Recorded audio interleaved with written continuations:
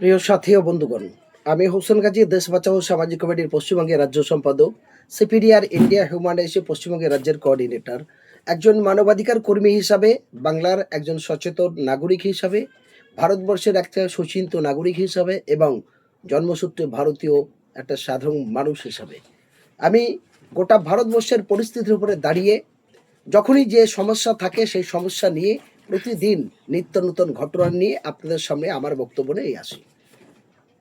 আমি বাংলার সমস্ত জাতি ধর্ম বর্ণ নির্বিশেষে দল মত নির্বিশেষে সমস্ত মানুষকে আমার আন্তরিক শুভেচ্ছা যথাযোগ্য সম্মান শ্রদ্ধা জানিয়ে সামনে আমাদের একদিকে কুরবানির ঈদ, তারপরে বিভিন্ন উৎসব আছে, সকলকে সেই উৎসবগুলোকে সামনে রেখে আজ অত্যন্ত গুরুত্বপূর্ণ একটা ভিডিও আপনাদের সামনে রাখছি। আপনারা আমার এই ভিডিওটা যারা দেখবেন বেশি বেশি করে শেয়ার করুন, লাইক করুন, কমেন্ট করুন এবং এবং আমার ভিডিওটা যেমন শেয়ার লাইক কমেন্ট করেন বেশি করে সাবস্ক্রাইব করুন। এবং সকলের কাছে বলার যেটা আবেদন সেটা হলো এই, আমার ভিডিওটা যেন প্রত্যেকটা সাধারণ মানুষের কাছে গিয়ে পৌঁছায়, এটা আপনাদের কাছে আবেদন রাখছি। কারণ বর্তমান পরিস্থিতিতে দেশের অবস্থা খুব সংকটজনক জায়গায় এসে পৌঁছেছে। এটা কেন? এটা হচ্ছে একটা শ্রেণীর মানুষ কিছু ভুল কথা তার ব্রেনের মধ্যে ঢুকিয়ে দিয়েছে, তার কারণেই ক্যান্সার কি রোগ, তার থেকে ভয়ঙ্কর রোগ হলো হিংসা। আর সেই হিংসা রাজনৈতিক হতে পারে, সেই হিংসা ধর্মীয় হতে পারে। কারণ আমরা ধর্মীয় হিংসা মনে করছি না এই কারণেই, কারণ এই ভারতবর্ষে ইংরেজ ব্রিটিশদের তাড়ানোর জন্য আমার দেশের হিন্দু মুসলমান দলিত আদিবাসী শিখ ইসাই খ্রিস্টান সহ আমরা সবাই আমার পূর্বপুরুষেরা কাঁধে কাঁধ মিলিয়ে গলায় গলা মিলিয়ে একসঙ্গে যুদ্ধ করে জীবন দিয়ে রক্ত দিয়ে তবে ইংরেজ ব্রিটিশদের এই ভারত ছাড়া করেছে। তবেই বন্ধুগণ 1947 সালের 15ই আগস্ট ভারতের জাতীয় পতাকা তোলে। তবেই আমরা সবাই একসঙ্গে চিৎকার করে উঠে বলি বন্দে মাতরম, আমার দেশ আজাদি, দেশ স্বাধীন। আমরা কি ভুলে গেছি? দিল্লির গেটে লক্ষ লক্ষ আজ ভারতীয়দের জীবন বিপন্ন হয়ে বহু মা বোনদের ইজ্জত লণ্ঠন হয়ে প্রাণ গিয়ে তবে দেশ স্বাধীন হচ্ছে। ভুলে গেছি? আমরা একই ট্রেনে যাই, একই বাসে যাই, একই বাজারে বাজার করি, একসঙ্গে মিলেমিশে খেলাধুলে এই ভারতের এই বাংলার মাটিতে আমরা বড় হয়েছি। আজকে সেই সুন্দর সম্প্রীতি ভেঙে চুরমার হয়ে যাচ্ছে। বলছে কি গরু কুরবানি চলবে না, গৌ হত্যা বন্ধ করো, বলছে গৌ হত্যা বন্ধ করো। আমি আপনাদেরকে এই কথাকে সমর্থন জানাচ্ছি, গৌ হত্যা বন্ধ হোক, সমস্ত পশু হত্যা বন্ধ হোক।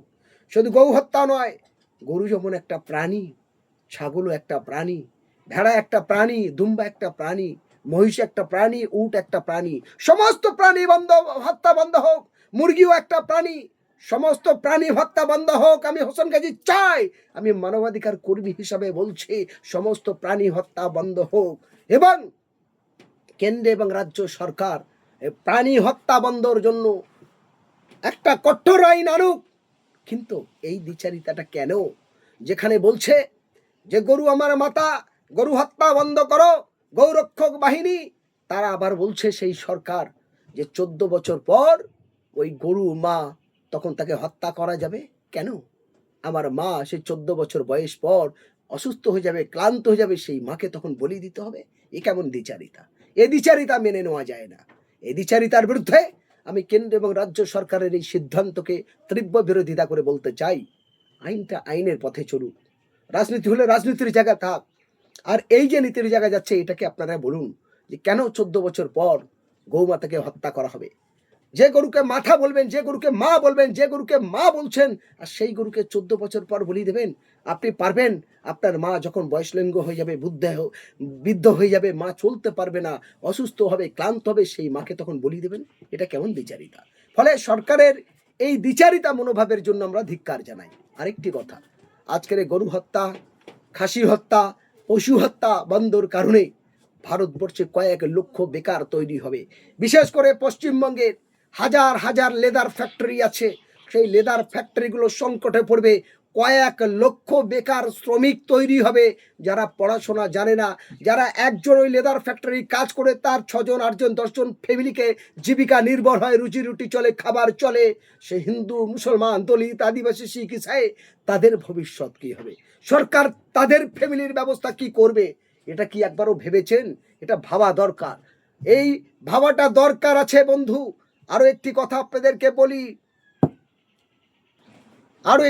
আপনাদেরকে বলি, যেমন পশু হত্যা যদি বন্ধ হয়, আমি চাই গরু, মহিষ এবং খাসিকে জাতীয় পশু হিসেবে স্বীকৃতি দিক কেন্দ্র রাজ্য সরকার। তবে আমি জানবো তাদের ক্ষমতা আছে, তবে আমি জানবো তারা পশুকে ভালোবাসে, তবে আমি জানবো পশুকে তারা সম্মান দিয়েছে, ইজ্জত রক্ষা করেছে। গৌ মাতা বলবো আর গৌকে হত্যা করে তার নির্দেশ দেবো বুড়ো বয়সে, এটা ঠিক জিনিস নয়, এটা দ্বিচারিতা। সুতরাং আমি রাজ্য সরকার, কেন্দ্র সরকারের কাছে বলবো, যদি গরু নিয়ে আপত্তি হয়, মুসলমানরা এই কথা এক বাক্যে মেনে নিয়েছে, কিন্তু আজ এই পশুপালনের মধ্যে দিয়ে যে সমস্ত গ্রামের অশিক্ষিত মানুষ, গ্রামে কম পড়াশোনা জানা মানুষ, গ্রামের সাদাসিধে মানুষ, যারা 10 লাখ 20 লাখ 20 লাখ 50 লাখ টাকা দেনা করে খাবারের দোকানে, ম্যাচের দোকানে, গরুর খাদ্যর দোকানে এবং জমি বিভিন্ন লোন নিয়ে এই গরুগুলো যারা পালন করেছে, তাদের অবস্থা কি হবে? একটা লোকের বাড়িতে 10টা 20টা 50 100 200 300 করে গরু, যার বাড়ি পার ডে 2000 5000 10,000 20,000 50,000 টাকা করে গরুর খাদ্য লাগে, এই মানুষগুলো কি করবে? সেই গরুর দুধ হয় না, তাহলে সেই মানুষটার অবস্থা কোথায়? সেই গরুগুলো করবে কি? সেই মানুষগুলো বাঁচবে কি করে? তার আত্মহত্যা হবে। ফলে তাদের কি বেরোবে? সরকার, এটাই আমার সরকারের কাছে দাবি। আরেকটা দাবি হলো এই, আজকের যদি গৌহত্যা বন্ধ হয় এই কুরবানির ক্ষেত্রে, তাহলে বিশ্বের মধ্যে দ্বিতীয় স্থান অধিকারী হলো ভারতবর্ষের পশ্চিমবাংলা। ভারতবর্ষ, এই ভারতবর্ষের মধ্যে যারা বিফ ফ্যাক্টরি ব্যবসা করছে, তারা একজনও সংখ্যালঘু মুসলমান নয়, তারা আমার দেশের আপনার হিন্দু ভাই। তাহলে সেই বিফ ফ্যাক্টরিটা বন্ধ হোক, এই গরুর এক্সপোর্ট বিজনেসটা বন্ধ হোক। সেটা কেন চালু থাকবে? আমি কেন্দ্র রাজ্য সরকারের কাছে দাবি করছি, অবিলম্বে পশুকে জাতীয় পশু স্বীকৃতি দেওয়া হোক। গরু, মহিষ এবং ভেড়া, খাসিকে আমরা জাতীয় পশু হিসাবে স্বীকৃতি দেওয়া হোক। সমস্ত হত্যা বন্ধ হোক, আমরা দাবি করছি, কোনো আপত্তি নেই। এবং আরেকটি বিষয় হচ্ছে আজান দেওয়া, লাউড স্পিকার হচ্ছে, হ্যাঁ মসজিদের মাইকে আজান দেওয়া বন্ধ হবে, তাহলে সমস্ত জায়গা থেকে পুজো, রাস্তায় পুজো বন্ধ হবে তো? রাস্তার মাইক দিয়ে প্যান্ডেলে 1 মাস ধরে আওয়াজ বন্ধ হবে তো? আইনটা হোক সবার জন্য সমান। কারণ আমার দেশের সংবিধান 1949 সালে যখন তৈরি হয়, সেই সংবিধানে লেখা ছিল যে প্রত্যেকটা মানুষ সে কেমন তার ধর্ম পালন করবে, কি খাবে, কি ড্রেস পরে, সেটা তার গণতান্ত্রিক অধিকার। তবেই তো হয়েছে ভারত স্বাধীন, তবেই তো হয়েছে ভারত গণতান্ত্রিক। আজকে সেই গণতন্ত্রের নামে দলতন্ত্র রাজত্ব যেন না হয়, সেই স্বাধীন দেশের জনগণ কেউ যেন পরাধীন না হয়।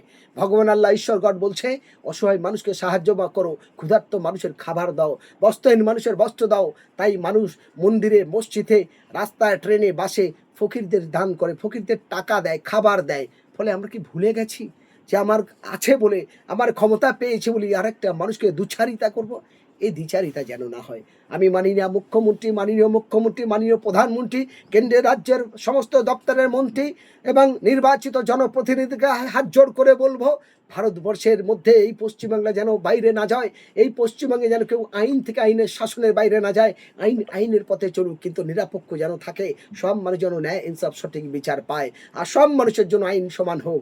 এই দ্বিচারিতা বন্ধ করে, কারণ একদিকে যেমন কয়েক লক্ষ বেকার হবে, আরেকদিকে কয়েক হাজার মানুষ তারা এই হৃদের পরে যেন সুসাইড না করে। যদি একটাও মানুষ কারোর যদি এই গরু হত্যাকে কেন্দ্র করে যদি কোনো পশুপালনকারী মানুষ এবং বিজনেসম্যান তাদের যদি প্রাণ যায়, তার জন্য সম্পূর্ণ দায়ী থাকবে কেন্দ্র এবং রাজ্য সরকার। এটা আমরা তীব্র ভাষাতে আজকে জানিয়ে রাখলাম। আমি একজন মানবাধিকার কর্মী হিসাবে আমরা রাজ্য এবং কেন্দ্র সরকারের আইনকে মান্যতা দিয়ে, আইনকে ভালোবাসি, আইনকে সম্মান দিয়ে বলতে চাই, আইন হোক সবার জন্য নিরপেক্ষ, আইন হোক সবার জন্য সমান, আইনের শাসন ব্যবস্থার যেন সঠিক থাকে, আইনের ব্যবস্থা হবে, আবার বলবে গরু বলি হবে, আবার এক্সপোর্ট বিজনেস হবে। এই দুটো জিনিস একসঙ্গে চলতে পারে না। সবাই ভালো থাকুন, সুখে থাকুন, শান্তি থাকুন। দেশের প্রত্যেকটা সমাজের প্রাকৃতিক দুর্যোগে সবাই সবার পাশে থাকুন। এবং আমরা ছোট থেকে বড় হয়েছি, পূর্বপুরুষ স্বাধীনতার পর থেকে, স্বাধীনতার আগে থেকে আমার দেশের এই মাতৃভূমি সুন্দর সম্প্রীতি যেন নষ্ট না হয়। এই বাংলায় আমরা একই খেলতে, হাসতে, চলতে, একে অপরে ভাই বন্ধুর মতো যেমন বড় হয়েছি, ওদের ভবিষ্যতেই সুন্দর আলোটা যেন থাকে, আমাদের মধ্যে হিংসা বন্ধ হোক। আমরা কেবলমাত্র মানুষ, মানবতার খাতিরে সবাই এমন এক হই। আমি হিন্দু, মুসলমান, দলিত, আদিবাসী, সকলের শরীরের রক্ত লাল, প্রত্যেকেরই জীবন বাঁচার জন্য আছে। হসপিটালের বেডে যখন একজন শুয়ে মা মা করে বাঁচার জন্য চিৎকার করে, তার যখন আরেকজন মানুষের রক্ত দরকার হয়, তখন আমরা দেখি না সেটা হিন্দুর না মুসলমানের, তখন দেখি না সে দলিত না আদিবাসীর, গরিব না বড়লোক না ধনীর, এটা দেখি না। তাদের সেই রক্তের কথা তখন ওই বাঁচানোর জন্য, প্রাণ বাঁচানো, একটু রক্তের জন্য প্রাণ বাঁচে। সুতরাং সেই কথা মনে রেখে রাজ্য কেন্দ্র সরকারের কাছে আবেদন করব সঠিক বিবেক বিবেচনা করে কঠোরভাবে সিদ্ধান্ত নিয়ে আগাতে, এবং বাংলার প্রত্যেকটা সুবুদ্ধি সম্পন্ন মানুষকে ভালো এবং সুস্থ সরল থাকার জন্য আমি আহ্বান জানিয়ে আমার কথা আমি শেষ করছি। হোসেন গাজী, ধন্যবাদ।